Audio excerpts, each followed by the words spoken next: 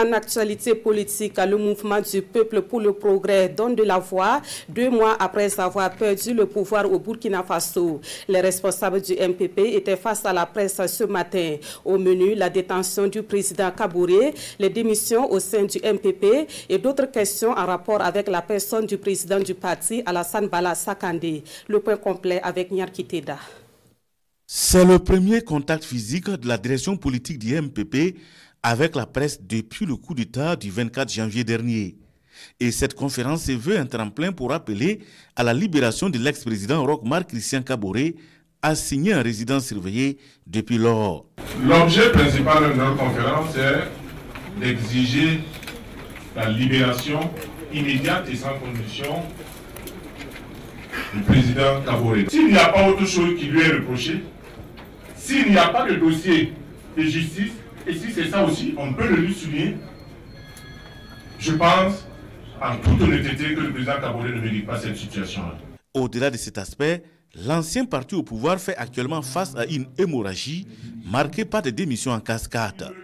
Étonné certes, mais pour les conférenciers, c'est la vie normale d'un grand parti.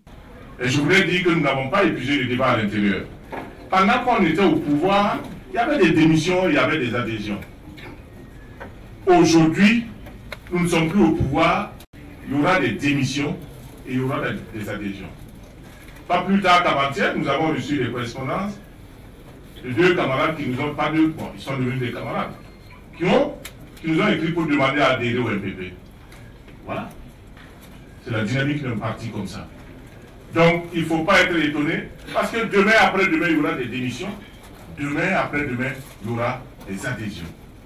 Toujours est-il que nous appelons l'ensemble des militants, où qu'ils se trouvent, à l'intérieur comme à l'extérieur. Parce que le MPP est installé même dans les hameaux de culture les plus reculés au Burkina Faso.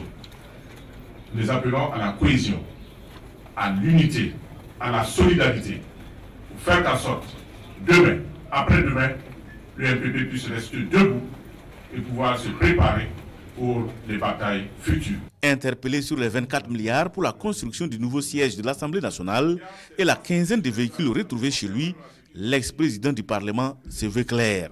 Pour les véhicules, généralement, vous aurez remarqué que je ne réagis jamais à ce qui se dit sur les réseaux sociaux. Jamais. Je ne fais aucun démenti. Ce n'est pas de ma nature. Parce qu'un ancien m'a dit une fois, lorsque tu veux voyager, et à chaque fois tu dois t'arrêter pour jeter une pierre sur un chien qui t'aboie, tu n'arriveras jamais à destination. Parlant des 24 milliards, parce que nous avons pris l'Assemblée, nous avons, avec l'ensemble du bureau de l'Assemblée nationale, décidé que chaque année nous allons mettre 4 milliards de côté sur le budget de l'Assemblée pour pouvoir prévoir la construction de la nouvelle Assemblée. Avec nous ou sans nous. Et donc, nous étions sur la 3e, je ne sais plus où, la 4e année, donc 12 ou 16 milliards. Et ces fonds sont logés dans une banque de la place. Je ne voulais pas faire de la publicité de cette banque, mais c'est une banque nationale. D'un national. Les fonds sont disponibles là-bas. Même pas un DAT, un dépôt à terme, comme les gens appellent couramment, compte bloqué. C'est là, tout le monde est au courant. Pour les véhicules, dans tous les cas, vous aurez constaté qu'ils ont commencé à dire 13 véhicules, ensuite ça a évolué à combien? 16 ou c'est 14, ensuite 17. Tout le monde connaît chez moi à Koulba, je n'ai pas un hectare, mon domicile là, ça ne fait pas un hectare. Je ne sais pas comment on peut parquer 17 véhicules dans une cour. Cette conférence de presse se veut également inaubaine pour battre le rappel des troupes avec la présence de l'ensemble des vice-présidents et des ténors du parti.